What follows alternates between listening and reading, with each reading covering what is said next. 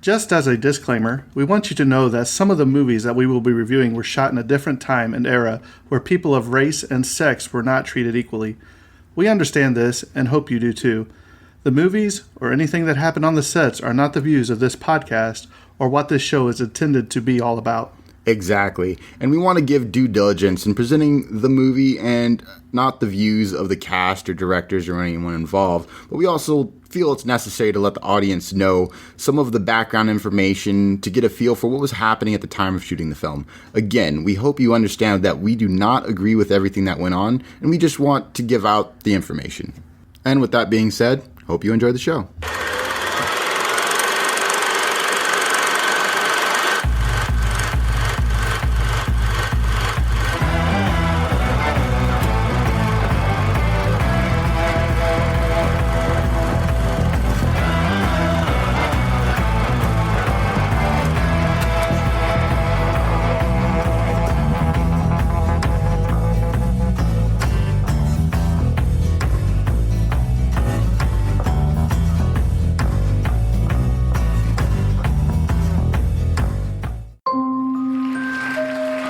A television program for children made its unauspicious debut on station WQED in Pittsburgh. Its host, Fred Rogers. Mr. Rogers? Yeah. I want to tell you something. What would you like to tell me? I like you. I like you, my dear. Thank you very much for telling me that. You take all of the elements that make good television and do the exact opposite. You have Mr. Rogers' Neighborhood. Low production values, simple set, unlikely star. Yet, it worked. Hello. I've always felt that I didn't need to put on a funny hat or jump through the hoop to have a relationship with a child. He was always trying to get a message across in every show. A week on death. What does assassination mean? On divorce. Some people get married, and after a while, they're so unhappy that they don't want to be married anymore. He was radical. I know everyone says that, but he was radical. They didn't want black people to come and swim in their swimming pools. My being on the program was a statement for Fred. A neighborhood was a place where, at times that you felt worried, scared, unsafe, would take care of you. He had a singular vision of kindness and love. Love is at the root of everything. All learning, all relationships, love or the lack of it.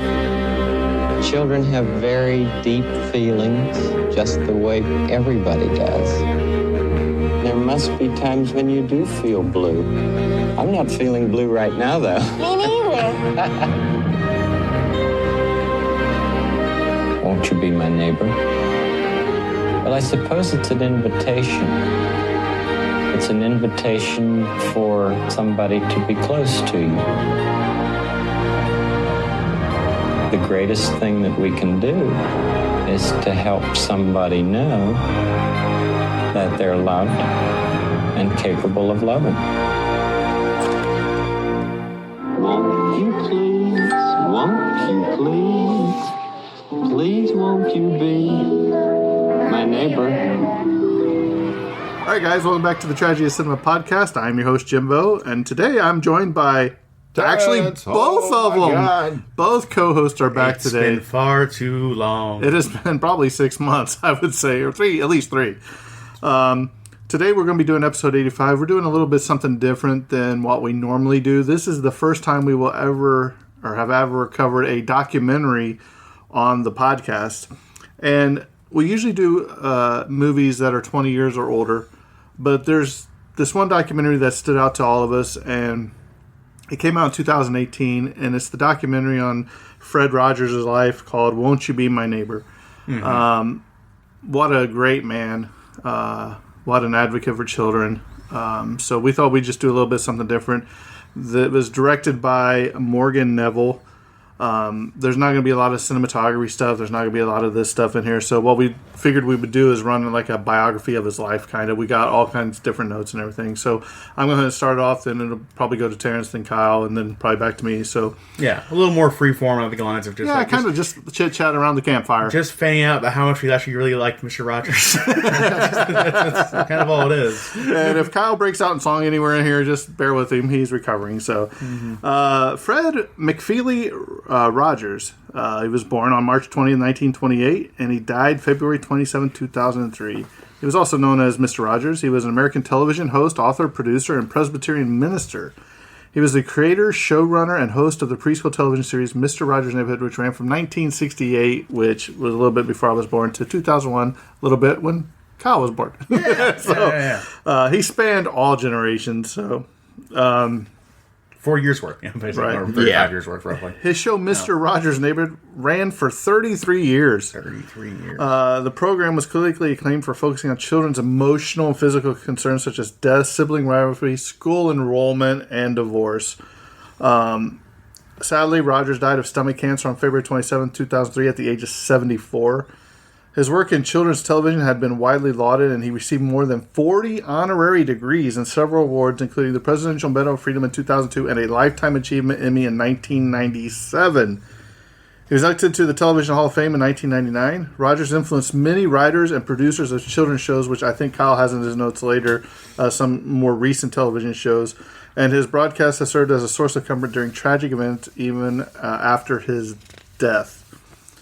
So I believe Terrence has some of the awards that he won over his life, or recognitions that he won over his life. If you'd like to do something, I do. There's actually a couple things I wanted to touch on, just like outside of just Mr. Rogers himself. As far as this documentary goes, so the director for this documentary was Morgan Neville, and looking into him was very interesting because it wasn't a director I was familiar with by name, and so I looked into his background, and he is a director who almost exclusively does documentaries. The Best of Enemies. Yeah, he's done Best of Enemies. He did this. He did 20 Feet from Stardom. He did Music of. What was that? The Music of Strangers. Great documentary. Here's the thing: I'm really tired. So the music of Terrence. The music of me. The Next Thing You Eat. Watch the Sound, so on and so forth. But just all kinds of this interesting looking documentary I haven't heard of, but the cover's interesting. It's called Ugly Delicious, about food. So no, I thought it was interesting that this particular director tackled this, and I think because he was so well equipped that this documentary was just really well done. Yeah, he's first and foremost a documentarian and not like an exclusive filmmaker. Yeah, exactly. He doesn't have narrative films, but he still has a way of piecing together interviews to create something exceptional. And the other documentaries that he just directed too, I've seen a couple of them. They're all I think his work is good even outside of this Mr. Rogers documentary right here. The Best of Enemies particularly was pretty impressive. And what's that about? That's about basically two political spokespersons versed in I believe the 70s to 80s around there. One on the far left and the other on the far right, and then having continual arguments and debates with themselves and basically going through their entire lives. Pretty interesting, although I don't think both those people were insufferable in real life. The documentary's good. And another interesting thing I found about the documentary is different documentaries have certain formats and different things. Like some of them kind of only tell you from one viewpoint or perspective, try to push a certain narrative, or try to paint things in one light, but not another. Where I think what's interesting about this was you did get all aspects and sort of viewpoints of Rogers. It wasn't just everybody speaking he's the best dude ever. And don't get me wrong, he's a great guy. But they also spoke on some of the parts of there was things that he needed to work on, and he knew that, and then he did, and he became a better person because of it. And you can see him constantly grow as you look through the documentary, and him starting the show and going through and some of the struggles he did, some of the viewpoints he had, and then slowly embracing the people around him, and then being able to see things differently. Mm-hmm. And I thought that was really unique and interesting. That it's not trying to just push one side of things. It didn't sugarcoat it. Yeah, it didn't sugarcoat it. It didn't sugarcoat it, and also there are other documentarians who like maybe try and skew a perspective to a degree, which can work sometimes, and I can respect that. But Morgan Neville does a great job, specifically in this documentary, of divorcing his own opinions or like trying to skew any particular perspective of Mr. Rogers. Instead, just letting the interviews play out and kind of letting you get your own kind of perspective of Mr. Rogers from them. But something you can tell from this is every person they interviewed had a perspective on Mr. Rogers. Yeah. And every single one of them didn't have a bad thing to say about him. You know what I mean? Exactly. Oh, yeah, almost like universally glowing, and to the point where it's like also like to a degree, I think he was mysterious to everyone to a degree. Like there's definitely like even his sons and his friends were just like, sometimes I wondered what made him tick. There's like direct quotes like that in the movie, and so it kind of like it doesn't shy away from that mystery of saying like there was some stuff you just kind of didn't really know about way Mr. Rogers kind of saw the world, but also there was things that like he had a temper or things like that, whereas like he had his own personal struggles. He was still a human being, so they did a great job of like conveying all of those aspects of Fred Rogers' life while still not like putting out some kind of other like completely out of right field perspective where it's like, oh no, he was secretly murdered. Like, no, he's fine. he's a good guy. So really impressive work from Morgan Neville there. And the biggest thing was I found that everybody that was around him found being part of his life very rewarding. And speaking of awards, I have some awards. What a segue. Oh man, this guy's been gone for a while. Look at him coming up with a segue of segues. So I there's a lot. And then there's some of them are more acolytes than awards themselves. But I pulled some of the more interesting ones. Some of them just because they sound interesting, and other ones because they're just interesting awards to receive, and it just shows how like renowned he was in a good way. So in like 1994, he received the that's the second page. 1970, we're going in order here. 1970, we got the Outstanding Rollins Alumnum of 1970, given by Rollins College. 1978, he got the Distinguished Alumnus Reward. Man, just back in form of just butchering all the words. Given by Pittsburgh. It's about the count. Theological Mr. Rogers Seminary. 1978 and 1977 Lay Leader Award given by the Three Rikers Chapter, University Pittsburgh Phi Delta Kappa Fraternity, which is interesting. 1981 Distinguished Communications Recognition Award, awarded at the 12th National Abe Lincoln Awards banquet for his work in children's television. In 1982, Media Awards, given as part of the 3rd Annual Governor's Award in the Arts. Then we have the 1986 and 1987 CINE Golden Eagle Award. The first one in 1986 was awarded for Rogers' educational special of children, Let's Talk About Going to the Doctor. And then again in 1987, he was awarded for his educational special, Mr. Rogers Talks with Children, about saying goodbye to friends. And so overall, there's a lot of those where it just highlights different topics that he's gone upon. And then we have some more direct awards. So you have like this one I just chose because it's funny. Peabody Award, 1992, awarded in recognition of 25 years of beautiful days in the neighborhood. I just thought the word Peabody was funny. Who doesn't? We're all wait till you watch was the Rocky Mulligan Show and Peabody and Mr. Sherman. Yeah. Then we have the Presidential Distinguished Service Medal, 1994, given by Colgate Rochester Divinity School. Rogers spoke at the commencement for the school's Brexley Hall. Man, they're just throwing all the words I can't say. Theological Seminary on the date of receipt. The award is the school's equivalent of an honorary degree, so that's really cool. Couple more things highlighting his awesomeness. 1998 Hollywood Walk of Fame star is located at 6600 Hollywood. Now that would be really cool to go get that picture with that. Yeah, would be neat. Never road trip. Oh yeah, no, right? Road trip. I've been to California once. I've been there for a long time, and I've never been there because I just stay out of the city. I totally understand that. If you live there, I'm sure you never want to go there. 1999 Television Hall of Fame inductee for appearing during the ceremony as a surprise guest. 2001, the Fred Rogers Award, presented by the Corporation of Public Broadcasting. Rogers was the first recipient of this award. Do they keep it going? Has it been kept going? I have no idea. Not much in our award notes here. But, presumably, I have heard of none of these awards. These are a little different than the awards we usually do. Right. Obviously, we usually because this is do all focused on a person. Film awards. Yeah. These are more like person awards. So, but Grant, you come across a person like Mr. Rogers, you're like, we got to make awards for this guy. We just nothing else is adequate. and mostly because, as we said before, this is a documentary. I got nothing with the movie, so we're diving into Rogers. Yeah. We're out of our depths. Way out of our depths here. We just want to say we like things. I'm sure we're stepping into somebody else's territory. It's okay. We'll be out soon. Like, 2001, Fred Rogers. We'll get off Award. our toes soon enough. Yeah, so I'm pretty sure the Fred Rogers Award's still going. It has to be. There's got to be other wholesome content to put in there. Maybe not. Like his sons get the Fred Rogers Awards.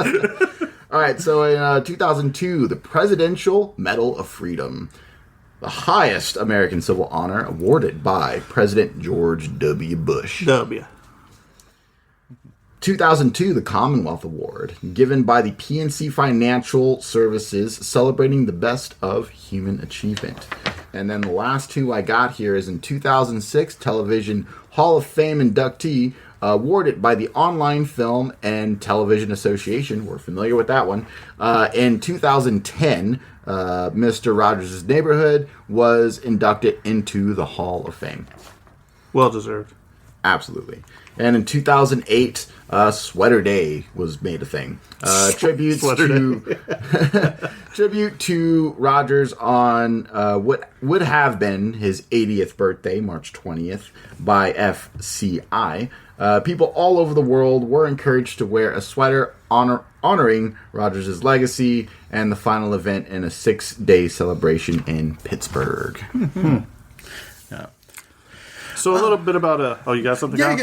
I just like keeping a little with our basic format a little bit. I can do a little bit of a casting. Obviously, it's going to give me like related to like all the other movies I've almost into because like these characters like Mr. Rogers characters, But of course, we have Fred Rogers, of course. You better have all the puppets from Make Believe. Exactly. I'm gonna be mad. Dude, puppets. Kyle, before you Fred before you Rogers, go, who of course played if all we're doing the it like our puppets. normal podcast, I'm going to throw a question out there. If you were a puppet in Make Believe Land of Mr. Rogers, who would you be? I mean, I want to be Tony. I don't want to be a tiger. Who would you want to be, Jimbo? Was it King Faraday? King Friday. Friday, yeah, the 13th.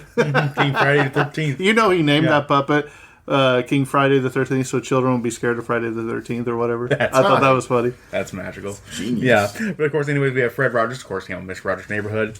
Then we have his wife, Joanne Rogers, who unfortunately just passed away earlier this year, actually. She did a really good job in the documentary, too. Oh, absolutely lovely. And she had her little brief cameo in what's the name of the Tom Hanks movie? I got it on the top of my head. Just a second. Yeah, that's very vague. She had a small cameo in the Tom Hanks movie. I forgot the name of that. Not Won't You Be My Neighbor. It's the Beautiful Day in the Neighborhood. Yeah. There we go. Yes, in the diner scene, she had a brief cameo in there. An absolutely lovely woman. Terrific. His son John Rogers in the movie as well for the interview for the interviews. We also have Tom Janad, who was actually inspired for the main character in the Beautiful Day in the Neighborhood movie. Then we also have his other son, James Bird Rogers. And then we have interviews with Francis Clemens, of course, Officer Clementine. Officer Clemens. You know what? That was probably one of the most intriguing parts of this whole documentary is where he broke the racial barrier by having him put his feet in the pool with a black man because you know the censors were going crazy on that. And I just thought that was really touching. Absolutely, Mr. Rogers is a very brave man, especially for that for doing that. Yeah, but he's so nice. Who's going to come and say anything to him, right? We'll definitely speak more about it later. But yeah, Francis Clements, easily the easiest character who like you would expect to have a bad word about him, possibly just because. historically speaking, both gay men and black people, historically always being mistreated. So, if Miss Rogers were to mistreat anyone in this whole documentary, you would have expected it to be Francis Clements. Did you catch that though in the documentary where Francis said, at the end that it was towards the end of the thing where he came back on the show and they did the pool scene again or whatever, and he said, did you hear me? Yeah, you know what I mean. And he's like, Francis breaks down and cries in the documentary because he understood that while Mr. Rogers was trying to tell him now, there's like, I understand you, it's okay, you know what I mean? Because there for a while he's like, we can't put this on TV, you know what I mean? Yeah, and that was part of what I was diving into before, which was that sort of growth of him himself and just always like growing himself and helping everybody along the way. And, who's to say what was going through his mind during any of this time? But in the end, he deeply cared for his friend, and he accepted him, no matter what. Mm-hmm. Yeah, and that's another thing I also got away from, Mr. Rogers a little bit. Like, outside of being an entertainer, he was both a teacher and a learner, first and foremost, in his entire life, about learning about child development, how to treat people more nicely, and how to, function as an adult and as a person. And there's just... that never stopped his entire life. He always grew in a way that a lot of other adults can sometimes rest on their laurels a little too much sometimes. Mr. Rogers, Fred Rogers, always learn more about children, learn more about adults, and learn more about being an incredible person because he's just that nice. Right. And Francis Clements definitely probably one more integral pieces of the documentary of getting a perspective on Fred Rogers because he just. Being just being an outcast by the curse of his own character, he has a more interesting perspective on him than other people who might have. Then, of course, we have Betty Aberline. I believe, I don't know if she was interviewed in the documentary, but I believe she was, of course, in the past tense scenes and all those kind of things. Then we have David Newell, who plays Mr. McFeely.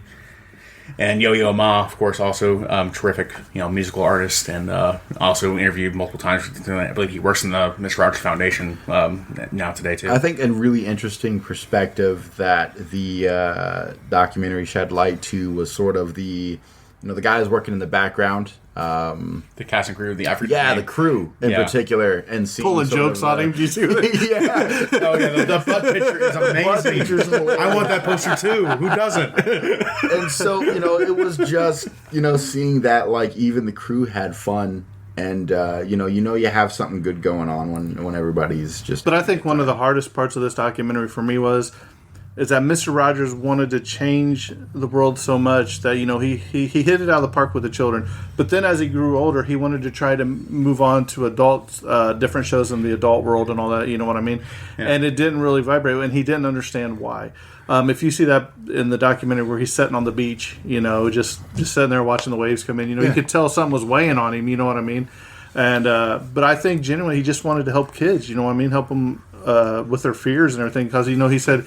He was watching TV or whatever, and all that violence and everything on there. He's like, kids don't need to see this, And then when he took the time to explain to him about, that when Robert Kennedy was assassinated, he said that, and there's no, what does assassination mean? You know what I mean? And he used those puppets to tell the kids it's okay to be scared sometimes if you don't know what's going on. You know what I mean? Just the way that he handled it was awesome. And the way I've gone back, a lot of that stuff is kind of hard to access necessarily a little bit, but a lot of the YouTube shows have a lot of YouTube has archived his footage when he was doing the adult shows basically, and I think what I see is I think he came to realize all the lessons he was teaching to children, so many of them are completely applicable to adults too. So it's okay to just continue to focus on the children's sector of entertainment and teaching. And going back there was the more appropriate option.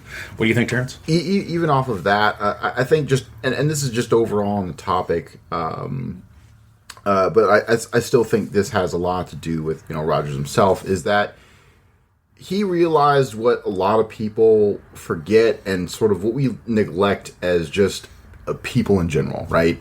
It's always the reason why the kids worked so well is because people want kids to learn. People care about kids, right? Everybody wants what's best for kids, and then you become an adult and no one cares.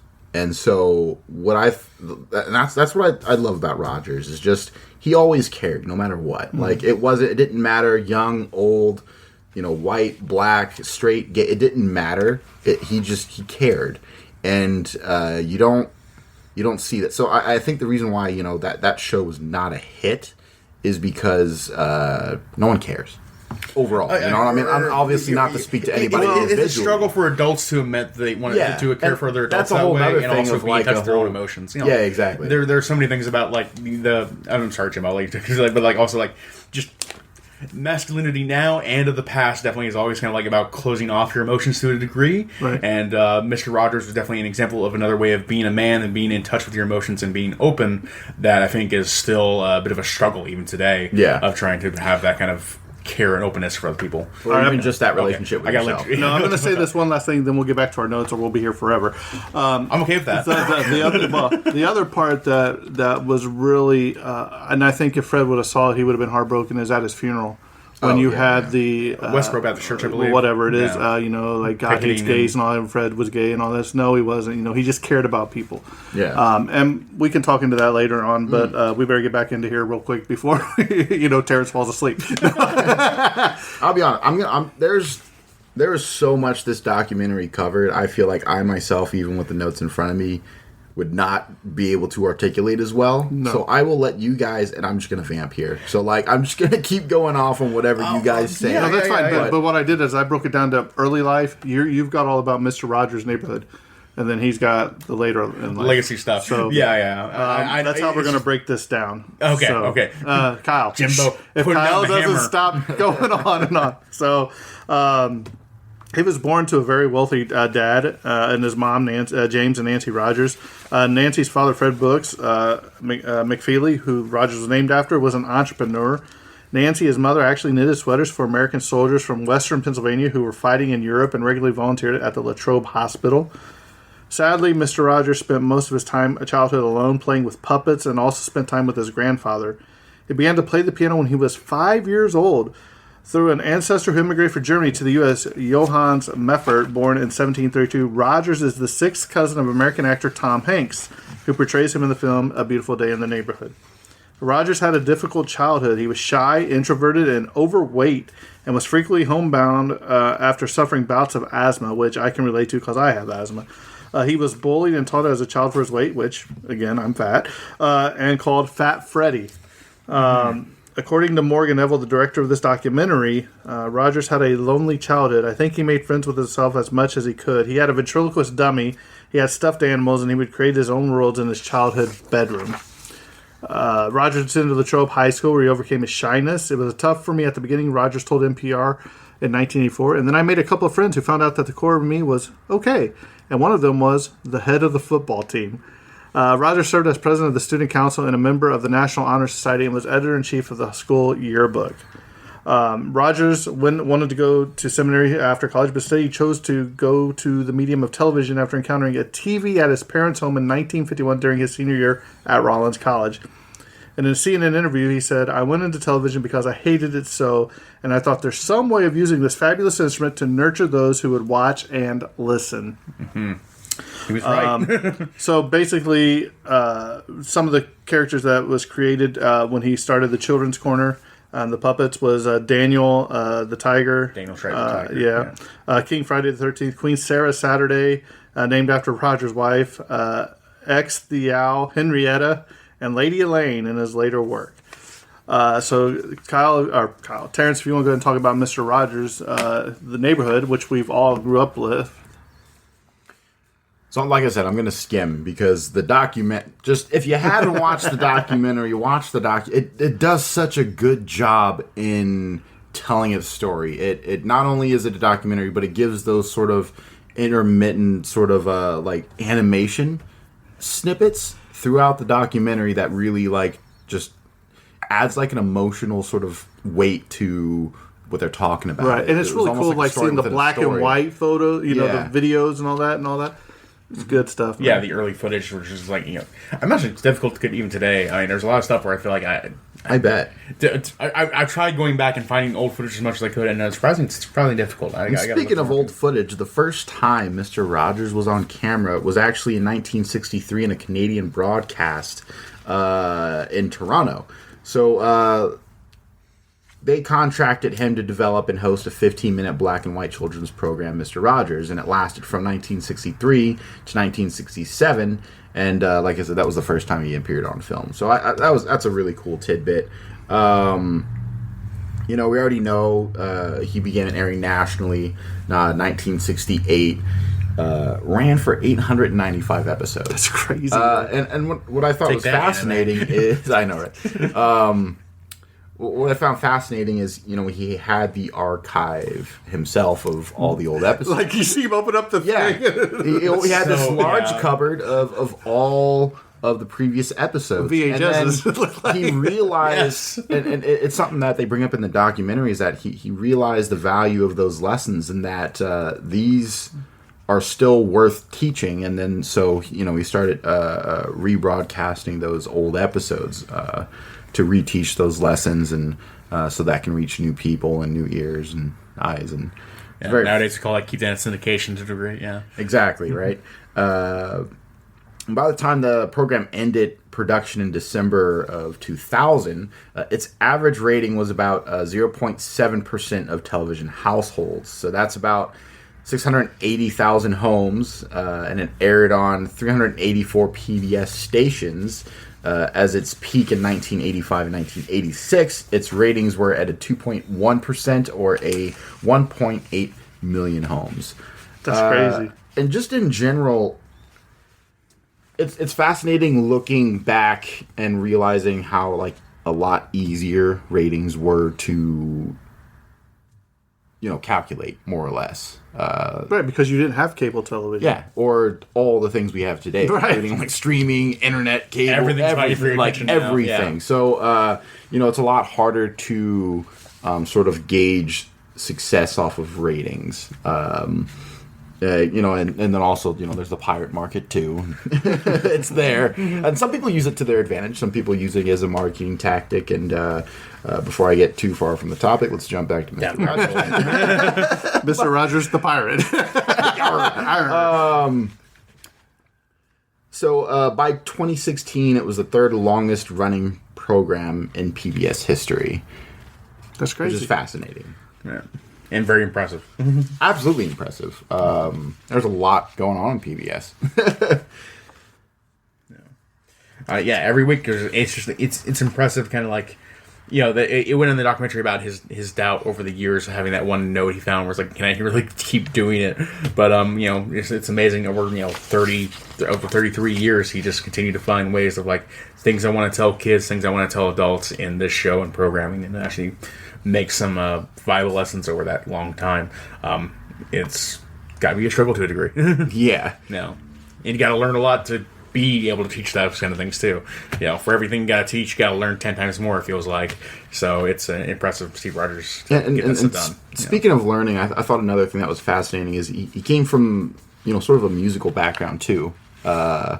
And so actually one of the awards, I didn't send, and I don't feel like finding it, but one of the awards was actually an award from finding success from a musical background. Finding success in entertainment with a musical background. I would say that's also one of the aspects that maybe the documentary skipped over just a little bit was the fact that the Mr. Rogers' Neighborhood was actually a very musically complex show and very impressive. He wrote all those songs. One of you has the how many actually songs he wrote on there. He did all the directing. He did all that stuff. It was all him. Wrote the script and everything, and he was there every single part and that's why he was so intimate with the cast and crew, is because he worked with everyone. But also they had so many musical guests come on the show and demonstrate their music, even on the adult programs like that. There's so many aspects where he was an avid fan of musicians and all their complexity, and really impressive throughout the production of the entire series. And even one of the more common people you see throughout the documentary was musician himself. He was a violinist or Yo-Yo Ma, pianist and violinist. Yeah. And so he was able to appreciate his work, and they touch on that a little bit on how they would have deep conversations about music theory. So documentary doesn't miss it, but I feel like they could have been a bigger part. Yeah, they definitely it's a 10-hour show.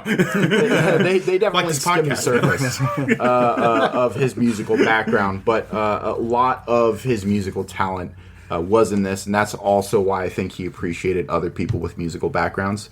For example, Clemens had a musical background. Remember, there's the part in the documentary. He's like, "Hey, as long as I can sing, you can sing, cool." So, and he always made sure that he could sing. In whatever part he had in the show. So I will join your show as long as it does not mess my music career. Yeah, exactly. Officer Clemens. Okay, sorry. Go ahead. And so, Mr. Rogers' Neighborhood emphasized on young children's social and emotional needs, as we know. And unlike the other PBS show, Sesame Street, which premiered in 1969, it did not focus on cognitive learning.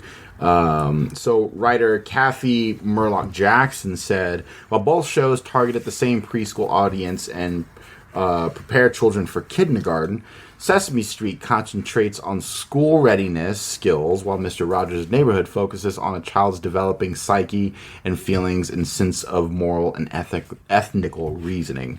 So it's really fascinating to have both of those in tandem reach two completely different avenues. And they used to come on right after the other. Exactly. You watch Sesame Street, they go right into Mr. Rogers. Yeah. And I think that worked out great. Oh yeah. I still love. I Sesame watched Street. them both. I still love Sesame Street, and they still have a mutual appreciation for each other. But it's definitely interesting to see, how they've, diverted to a degree over the years. But still, both incredibly valuable overall. And we'll wait till we do the Sesame Street documentary. I know, right? We'll talk about that. We already went over sort of the hard-hitting topics that he would talk about. And then, just to reiterate, it's not even something that you don't even really see it now. Like, just tackled so well to explain to children topics that parents could sometimes be afraid to talk to their kids about.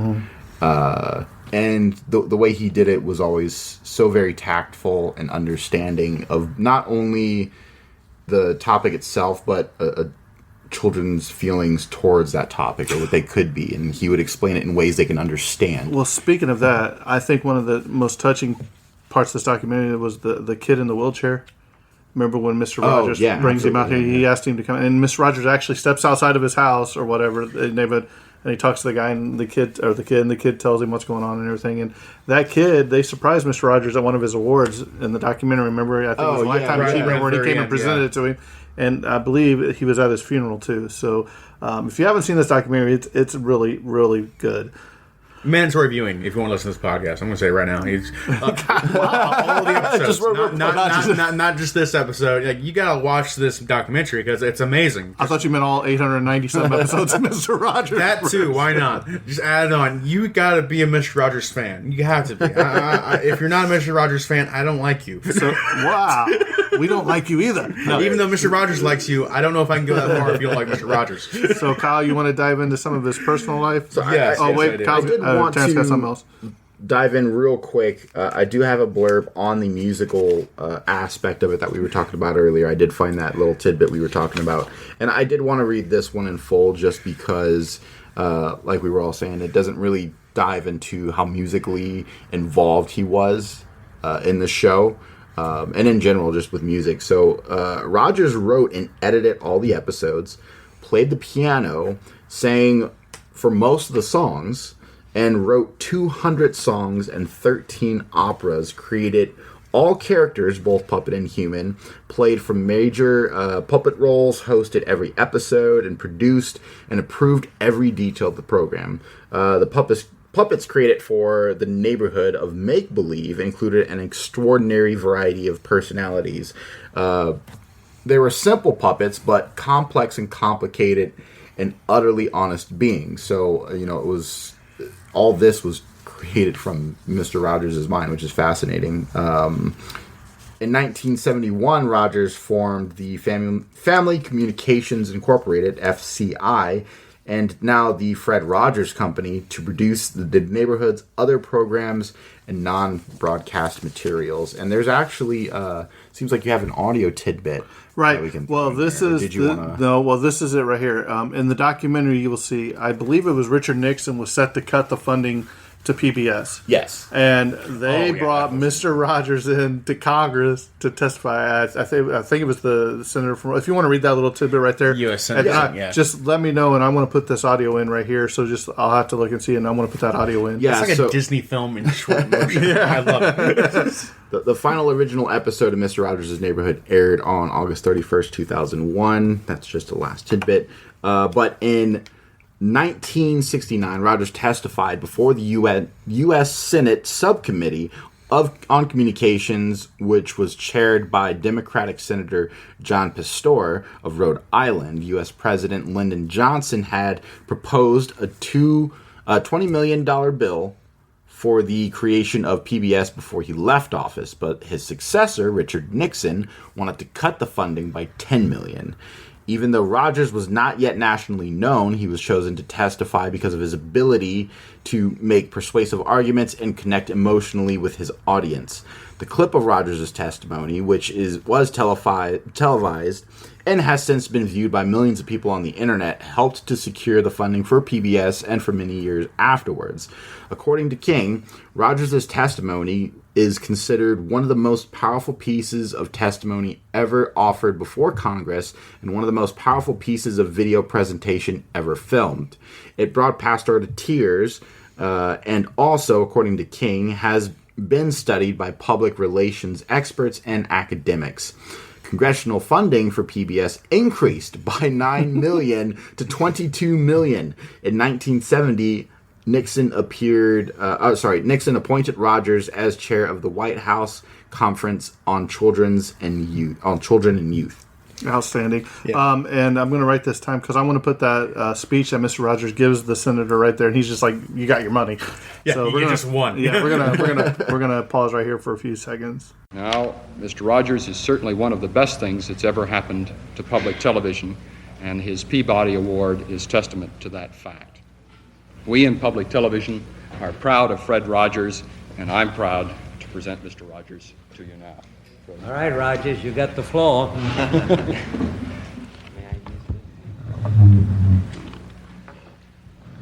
Senator Pastore, this is a philosophical statement and would take about 10 minutes to read, so I'll not do that. One of the first things that a child learns in a healthy family is trust. And I trust what you have said, that you will read this. It's very important to me. I care deeply about children. My first children... Will it make you happy if you read it? I'd just like to talk about it, if it's all right. Sir. Okay. My first children's program was on WQED 15 years ago, and its budget was $30. Now, with the help of the Sears Roebuck Foundation and National Educational Television, as well as all of the affiliated stations, each station pays to show our program. It's a unique kind of funding in educational television. With this help, now our program has a budget of $6,000. It may sound like quite a difference, but $6,000 pays for less than 2 minutes of cartoons, 2 minutes of animated, what I sometimes say, bombardment. I'm very much concerned, as I know you are, about what's being delivered to our children in this country. And I've worked in the field of child development for 6 years now, trying to understand the inner needs of children.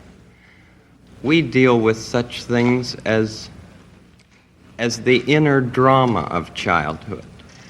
We don't have to bop somebody over the head to make him to make drama on the screen. We deal with such things as getting a haircut, or the feelings about brothers and sisters, and the kind of anger that arises in simple family situations. And we speak to it constructively. How long a program is it? It's a half hour every day. Most channels schedule it in the noontime as well as in the evening. WETA here has scheduled it in the late afternoon. Could we get a copy of this so that we can see it? Maybe not today, but I'd like to see the program. I'd like very much for you I'd to like see. to see the program itself, or any one of them, you see. We made 100 programs for EEN, the Eastern Educational Network, and then when the money ran out, people in Boston and Pittsburgh and Chicago all came to the fore and said, we've got to have more of this neighborhood expression of care. And this is what I give. I give an expression of care every day to each child to help him realize that he is unique. I end the program by saying, you've made this day a special day by just your being you. There's no person in the whole world like you, and I like you just the way you are. And I feel that if we in public television can only make it clear that feelings are mentionable and manageable, we will have done a great service for mental health. I think that it's much more dramatic that two men could be working out their feelings of anger. Much more dramatic than showing something of gunfire.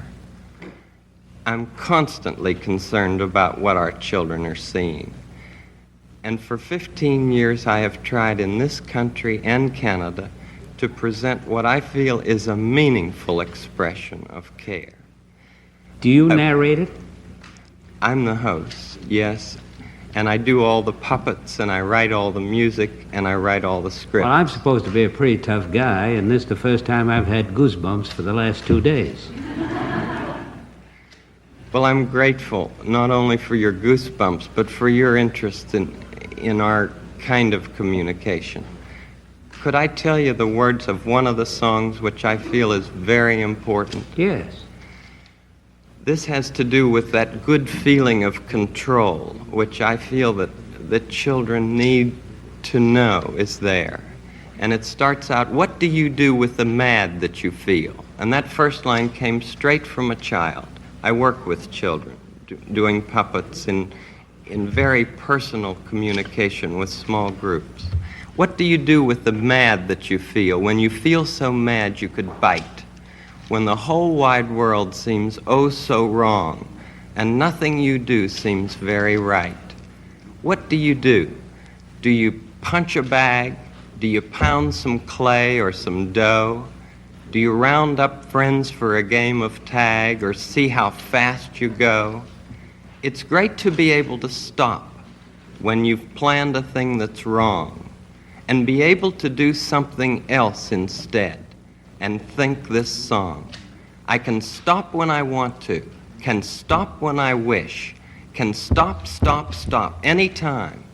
And what a good feeling to feel like this and know that the feeling is really mine. Know that there's something deep inside that helps us become what we can. For a girl can be someday a lady, and a boy can be someday a man. I think it's wonderful. I think it's wonderful. Looks like you just earned the $20 million.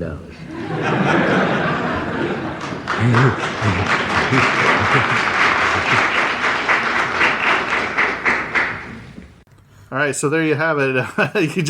What a humble man he was, you know what I mean? And he was always so well spoken. You know what I mean? Yeah. I don't think I ever heard him yell or anything. Yeah, you know yeah. what I mean? So I just love that he was so nice for 20 minutes that he basically just he got $10 million. I wish I could do that. So I got one last tidbit. One last just to get it all out of the way. We got to do it all. I got all out of the way. Deep. I want to be Mr. Rogers like putting a toe in an ocean, man.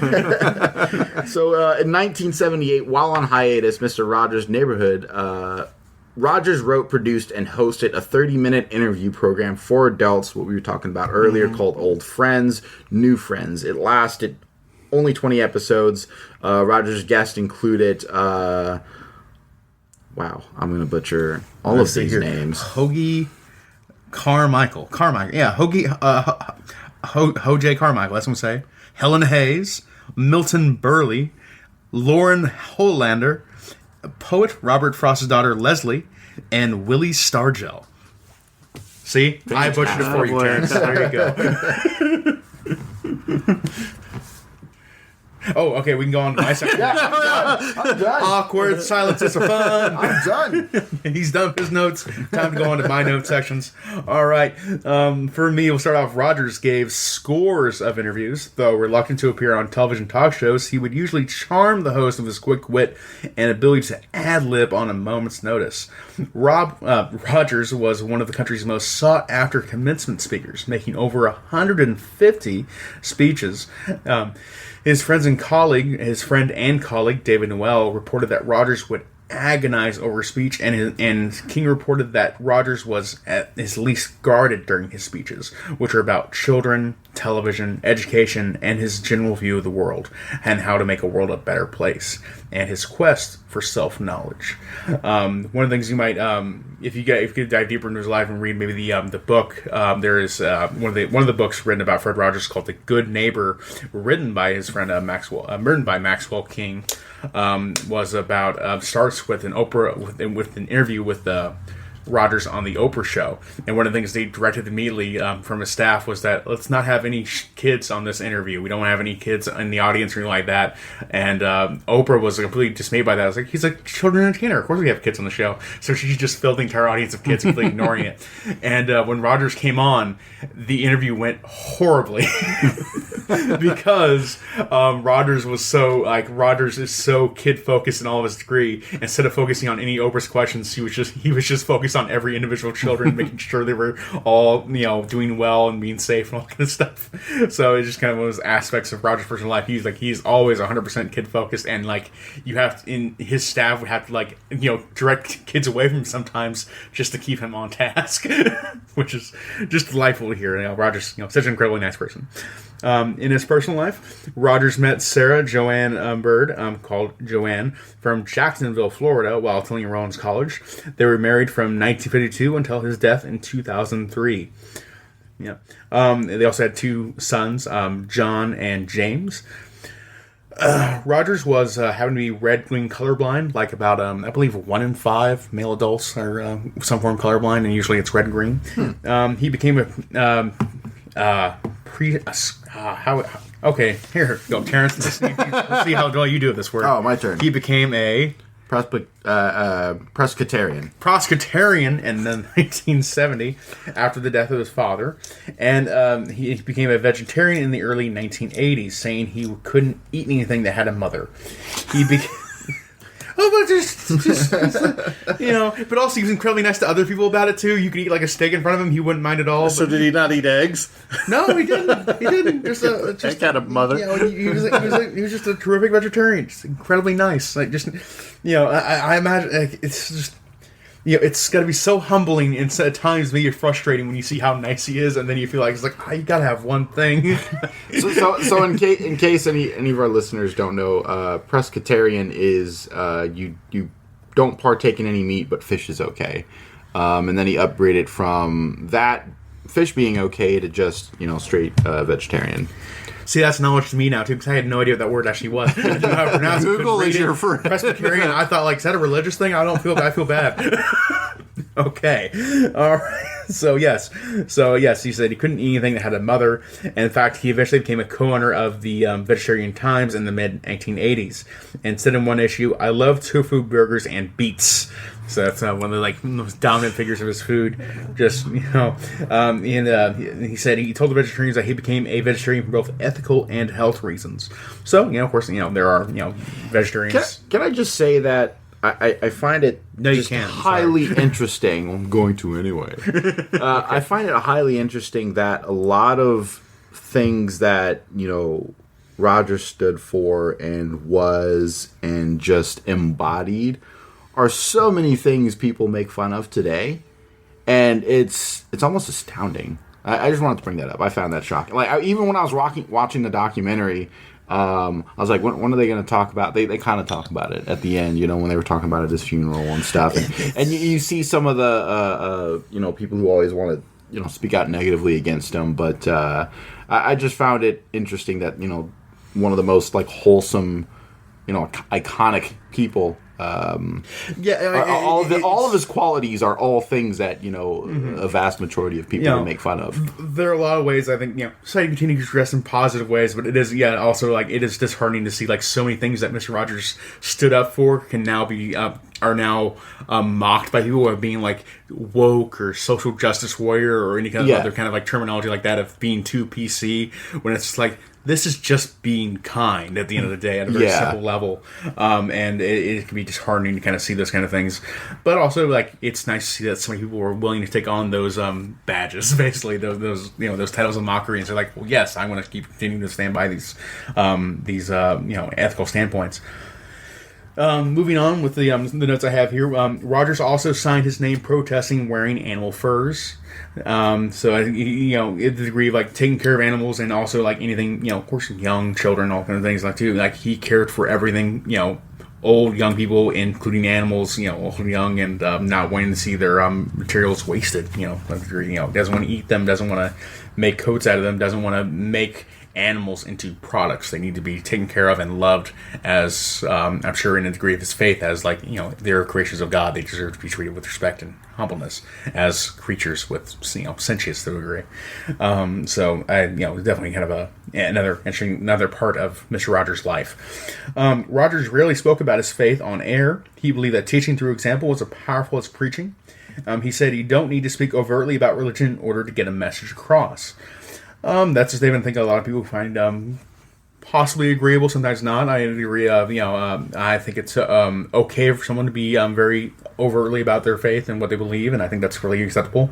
And also at the same time, I also appreciate Mr. Rogers' more secular examples of what it means to be a man and a good person and a productive member of society, and how nice you can be to everyone, and how you don't need to source all your good nature to a religious kind of a backdrop, I guess. Yeah. But despite his strong faith, Rogers himself struggled with anger, conflict, and self-doubt, especially towards the end of his life. He also studied Catholic mysticism, Judaism, and Buddhism, and other faiths and cultures. So clearly he had a very a wide open degree of his Christianity, where he wanted to study other faiths and belief systems and kind of incorporate what he kind of understood into his own faith and his own understanding and what he believed, and kind of grew as a person then. Like I said before earlier, it's like Rogers was first and foremost a learner and a teacher, not just an entertainer. And this kind of like speaks to that kind of aspect of his life overall. Incredible, just overall. Just a whole lot of work goes into those kind of things, and I really am impressed by it, with everything in Mr. Rogers' life. Moving on, we have King reported that Rogers' relationship with his young audience was important to him. For example, since hosting Mr. Rogers in Canada, he answered every letter sent to him by hand. After Mr. Rogers, yeah, by hand. I mean, that's no. Keep reading. That's tens of thousands. No, he got help here. Yeah. After Mr. Rogers' Neighborhood began airing in the U.S., the letters increased in volume, and he hired staff members and producer Heidi Sherpan to answer them. But he read, edited, and signed each one. Wow. King wrote that Rogers saw responding to his viewers' letters as a pastoral duty of sorts. I believe there's also kind of reports later on that also Joanne would also, especially early on, Joanne would also respond to a lot of those letters herself too, and have Rogers sign off on them and kind of help write those kind of things.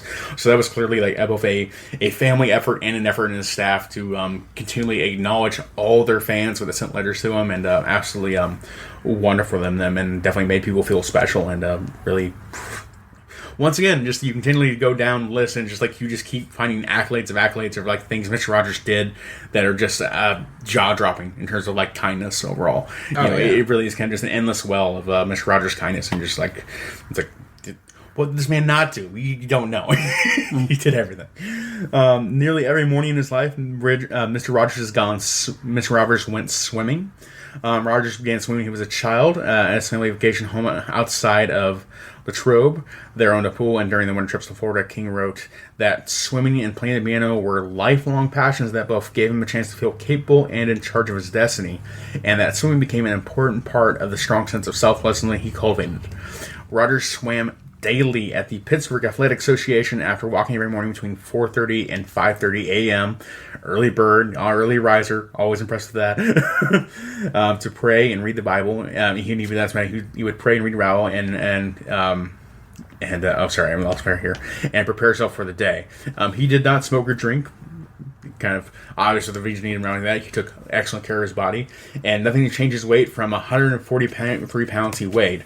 The number 143 means I love you, as it takes 1 letter to say I, 4 letters to say love, and 3 letters to say you. That's really cool. And he kept that weight his entire life or whatever. That is perhaps like, that was like the one detail I've read of his entire life that I'm like, that is really bizarre and weird. I love it, but that's also just like... But it can also be I hate you. That's the 143 thing. That's something like you tell a therapist about that, and then they quickly scribble something in a notepad and rip off 2 prescriptions. Exactly. I was just there's that meme where it's like the inverse of somebody, like the evil version of them, and it's just like Mr. Rogers. It means I love you, Dark Rogers. I hate you. I have to make that meme now before this episode goes live. That's terrible. But yeah, that 143 thing, that's definitely a very interesting and peculiar aspect of Mr. Rogers. So just like, there's so many weird things you kind of learn about him, but that's definitely that was like the top of the thing I learned was like 143 is like, that's incredibly impressive. How do you manage the way, like, in the documentary, it's like he weighed 143 pounds for like 20 something years consistently throughout his, or like even like 30. I don't know. He was insane. It's like, how do you do that? Teach me your like ways. Even at my best, I'm gonna like bounce out 1 or 2 pounds every week. It just keeps going up for us. Yeah, it keeps going up for me. But even at my best health, I was always going up and down a little bit. Like I'm always fluctuating. And Mr. Rogers like, nope, 143. That's what it always is. How? He's absolute madman. All right. In October in 2002, he was sadly diagnosed with stomach cancer. He delayed treatment until after he served as the Grand Marshal at the 2003 Rose Parade with Art Linkletter, and treatment until after he served as and Bill Cosby in January. So it was Bill Cosby and Art Linkletter at the 2003 Rose Parade. On January 6th, Rogers underwent stomach surgery. He died less than 2 months later on February 27, 2003, 1 month before his 75th birthday in his home in Pittsburgh. Mm-hmm. So that was unfortunately the end. That was a quick. Sorry, I didn't mean to give you like what's a whiplash there from the. A couple of things I found that your notes are on top of mine here. Terrence. Yeah. In 2018, they had a First Class Forever postage stamp issued by the U.S. Postal Service dedicated to him on March 23rd at WQED. And he won a Grammy Award posthumously in 2021 by the Recording Academy for Best Historical Album for It's Such a Good Feeling, The Best of Mr. Rogers. Fred Rogers and Michael Graves, mastering engineers, Leela Goda and Cheryl Pawlowski, compiling producers. So, heck yeah. He's got some museum exhibits. The Smithsonian Institution has a permanent collection. Mr. Rogers donated one of his sweaters to the Smithsonian's in 1984. The Children's Museum of Pittsburgh, they have it was exhibited, created by Rogers and FCI in 1998. It attracted hundreds of thousands of visitors over 10 years and included from Mr. Rogers' neighborhood one of his sweaters, a pair of his sneakers, original puppets from the program, and photographs of Rogers. The exhibit traveled to Children's Museum throughout the country for 8 years until it was given to the Louisiana Children's Museum in New Orleans as a permanent exhibit to help them recover from Hurricane Katrina. In 2005 and in 2007, the Children's Museum of Pittsburgh created a traveling exhibit based on the factory tours featured in episodes of Mrs. Rogers' Neighborhood. So not only that, even after he sadly passed, they're still using his memory, his legacy to still further the cause. I think that's wonderful. Some could say the children he helped raise. That's true. Yep. Mark Brown, the creator of another PBS children's show, Arthur, considered Rogers both a friend and a terrific role model for how to use television and the media to be helpful to kids and families. Josh Seelig, the creator of the Wonder Pets show, credits Rogers with influencing his use of structure and predictability and his use of music, opera, and originality. Rogers also inspired Angela Santamera, co-creator of the children's television show Blue's Clues, to earn a degree in developmental psychology and go into education himself. educational television. Sorry. Got some choice quotes here, which Jibbo has helpfully marked out for me right here. Fred Rogers says, "When I was a boy and I would see scary things in the news, my mother would say to me, 'Look for the helpers.' You always find people who are helping. To this day, especially in times of disaster, I remember my mother's words, and I am always comforted by realizing there are still so many helpers, so many people caring people in the world." That's a terrific quote. That's also like that's Fred Rogers quoting his mom. What kind of mother was she? I mean, we already talked about how she helped knit sweaters. She made Fred Rogers, so she knit sweaters and stuff for the army, and then now she's giving him quotes like this. You know what I mean? Yeah, practically a saint in all its positive connotations. This here, and the next quote here: "Whenever a great tragedy strikes, war, famine, mass shootings, or even an outbreak of a populist rage, millions of people turn to Fred's messages about life. Then the web is filled with his words and images. With fascinating frequency, his written messages and video clips surge across the internet, reaching hundreds of thousands of people who, confronted with tough issues or ominous development, open themselves up to Rogers' messages of quiet contemplation, of simplicity, of active listening, and the practice of human kindness." And that was quoted by Rogers' biographer Maxwell King. So, right. So here in one of the closing things I'll say is that in Pittsburgh, there are several pieces of art that's dedicated to Mr. Rogers throughout including a 7,000-pound, 11-foot-high bronze statue of him in the North Shore neighborhood. Can you imagine driving up and seeing that? Also, a statue of a dinosaur titled Fredosaurus Rex Friday the 13th originally stood in front of the WQED building, and as of 2014 stands in front of the building that contains the Fred Rogers Company offices. There is a Mr. Rogers neighborhood of make-believe in Idlewood Park, and is a kiosk of Mr. Rogers neighborhood artifacts at Pittsburgh International Airport. The Carnegie Science Center's miniature railroad and village debuted a miniature recreation of Rogers House from Mr. Rogers neighborhood in 2005. And as Terrence touched on earlier, there was has over 43 degrees, 43 honorary degrees from colleges. Yep. Going so on, many. Yeah. Just like one last fact about the overall film, the overall documentary itself. In 2018, Won't You Be Your Neighbor, director Morgan Neville's documentary about Robert's life grossed over $22 million and became the top grossing biographical documentary ever produced, the highest grossing documentary in 5 years, and the 12th largest grossing documentary ever produced. The 2019 drama film, People Named Never Tell Stories of Rogers and his television series with Tom Hanks portraying Rogers. Okay. Now, do you remember, this is some other stuff I found real quick, do you remember that in the documentary where he goes meets Coco the gorilla? Yes. Oh, yeah. And it shows Coco removing Mr. Rogers' shoes. It does not explain the story behind the gorilla's actions. After Coco's death in June 2018, multiple obituaries for the gorilla explained that Coco faithfully watched Mr. Rogers' show every single day. And during their encounter, she removed his shoes because she was used to seeing him do that the same at the start of every episode. Yeah. How sweet is that? The film's trailer was released online on what would have been Rogers' 90th birthday. The film was released a few months after the 50th anniversary of the debut of Mr. Rogers' Neighborhood. At the end of this documentary, there is a dedication to Marcia Neville as Marcia Pierre Neville. She was director Morgan Neville's mother. She died during the making of the documentary. And the documentary covers how Fred Rogers saved public television, which we've put in the audio for that. So, Kyle, give me your thoughts on Fred Rogers while we wrap this up. Thoughts on Fred Rogers? Just what can you say, right? Yeah. What can we say? We already said, like, he was an amazing person.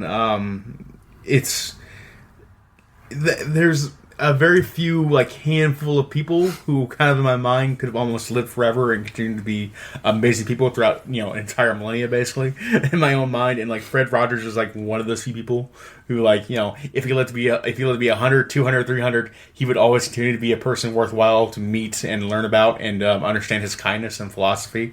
And that's who I hold him in that kind of high regard, where just, like, his influence should never be dismissed throughout pretty much all time of humanity. And I think that's kind of like the highest compliment I can possibly give him.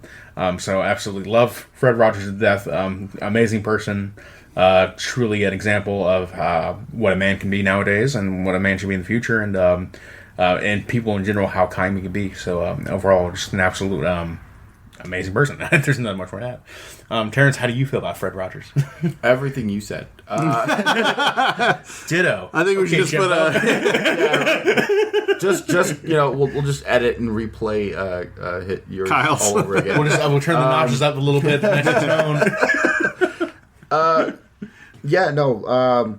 I'll just all of that. Like honestly, there's nothing more I could say. But what I can say is on this documentary in particular, it's a nice snippet that if you didn't know any of this information, it's really cool to know that.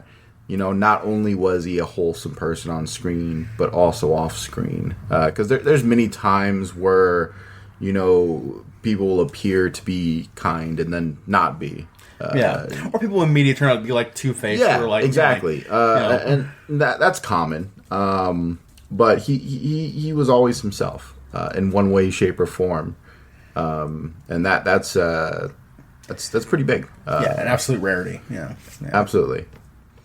So there's no much more I can say on that. Yeah, I just think he was just genuine. If I say Fred Rogers, genuine comes to my mind. What you saw is what you got, and I believe he tried to treat everybody equally, as you can tell by the documentary. And I think he genuinely just had a heart for kids. There was nothing weird about him. He just wanted to help kids and help give parents the tools to teach their kids. It's okay for these other situations. You ain't got to be scared. We're just all in this together and all that. Yeah, no skeletons in the closet, basically. No. Just be honest and truthful with the kids. You know what I mean? And I'd say, even then, I feel like it's worth mentioning. I still also see him like he was very distinctly just a human person. He wasn't flawless. He wasn't perfect. He was just an incredible person. He was close to those areas of being almost flawless and perfect. But he still was a regular person at the end of the day, and that's something it's hard to even see him as a regular person when you hear all the amazing things he did. But it's truly just awe-inspiring. Right. And I think in honor of Fred Rogers that we're not going to close this out like we usually do. I think we're going to let Mr. Rogers take us out of this episode by singing the song that this title is, the Won't You Be My Neighbor song. I think we'll just go ahead and play that as an extra here. So until next time, here's Mr. Rogers.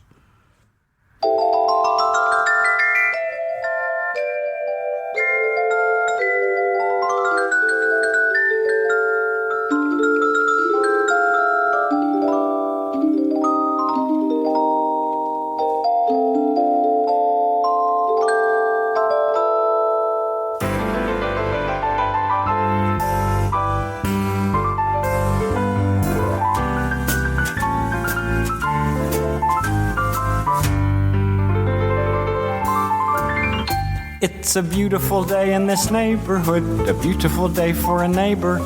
Would you be mine? Could you be mine? It's a neighborly day in this beauty wood, a neighborly day for a beauty. Would you be mine? Could you be mine? I have always wanted to have a neighbor just like you. I've always wanted to live in a neighborhood with you, so let's make the most of this beautiful day. Since we're together, we might as well say, would you be mine? Could you be mine? Won't you be my neighbor? Won't you please? Won't you please? Please won't you be my neighbor?